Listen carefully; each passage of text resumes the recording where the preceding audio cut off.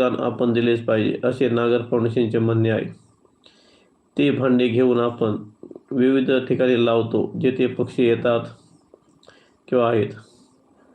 आपल्याला माहीत आहे, पूर्वीच्या काळी विविध प्रकारचे शेकडो पक्षी आपल्या भागात होते, परंतु आज जर पाहिले तर अनेक पक्षी नामशेष झाले आहेत.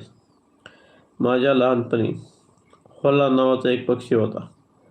तो प्रत्येक विहिरीमध्ये राहायचा किंवा अनेक ठिकाणी राहायचा. आज मागच्या 5-6 वर्षांमध्ये मला एकही होल्ला कुठेही दिसला नाही.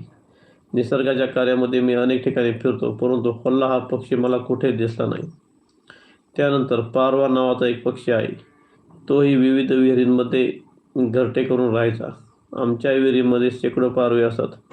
आज एकही पारवा आमच्या विहिरीमध्ये नाही. माझ्या शेतामध्ये चिंचेची मोठी झाडे आहेत. या मोठ्या झाडांवरती अनेक पोपट राहायचे, परंतु आज एकही पोपट नाही, पूर्ण नामशेष झाला आहे. अशा प्रकारे पक्ष्यांच्या शेकडो प्रजाती आज नामशेष झाल्या आहेत.